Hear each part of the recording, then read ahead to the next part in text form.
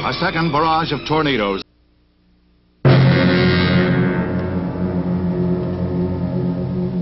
The tension in the Middle East over the Gulf of Aqaba blockade develops into full-scale war, with reports of heavy fighting between Israeli and Egyptian forces along the Gaza Strip and the Sinai border. Earlier, the U.S. aircraft carrier Intrepid steamed through the Suez Canal, although no American units are alerted. Our State Department says we are neutral in word, thought, and deed. Earlier, a mass rally in Cairo by Arab Socialists shows support for UAR President Nasser, who meets with King Hussein of Jordan to sign a 5-year mutual defense pact. The signing annoys Syria, to whom Jordan recently closed her borders. Formerly, Hussein was moderate toward Israel. Jordanian trucks and tanks roar through the desert as each side accuses the other of attacking first. Despite 2 reported air raid attempts, Jerusalem is relatively calm. Israeli Chief-of-Staff General Yitzhak Rabin visits and inspects troops in the Negev desert near the Egyptian border. A UN ceasefire request is supported by the U.S., while Russia accuses America and Britain of encouraging Israel to attack.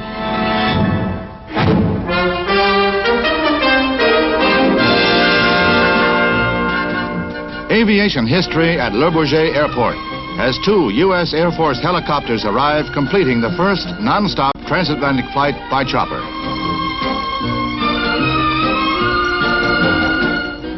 The copters carried crews of 5 men each from Eglin Air Force Base in Florida. They flew the same route used by Charles Lindbergh 40 years ago and refueled in the air several times. They made it in less than 30 hours. Another first at the Paris Air Show, the world's largest jetliner, the Douglas DC-861. The $9 million giant flew nonstop Washington to Paris in 12 hours. It's nearly 190 feet long, weighs over 160 tons, and can carry as many as 251 passengers.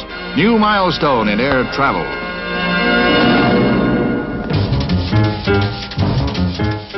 Alleged dissatisfaction with the welfare system causes riots in the ghetto district of Boston's Roxbury section.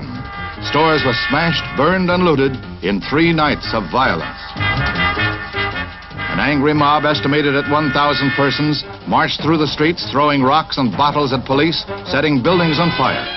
It's Boston's first full-scale riot since the start of national racial tension. Police were not the only target for hoodlums. One rooftop sniper wounded a fireman while he fought the flames. Over 40 persons were arrested. They'll be arraigned following a cooling-off period. Boston's Mayor Collins called an emergency meeting with Negro leaders. Uneasy calm follows.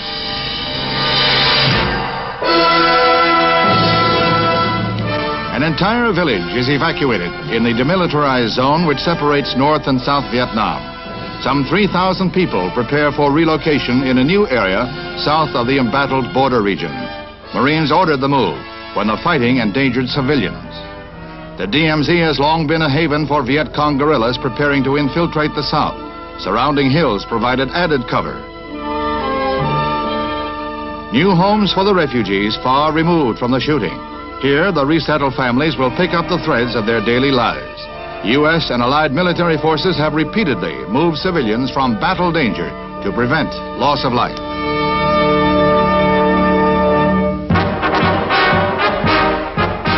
Red China, seen from the island of Quemoy, where close watch is kept on communist mainland activities. Under red guns, free Chinese troops man underground facilities, even radio stations. The psychological war's best weapon, giant plastic balloons, able to carry up to 40 pounds, bring leaflets and messages of encouragement to fellow Chinese on the mainland. Less than 2 miles away, they can rise to 40,000 feet, travel up to 12 hours. Medical supplies, books, food, and other daily necessities are also balloon-lifted to Red China from Quemoy, called a cork in the red bottle. The Beiping regime hates and fears the sight of these balloons.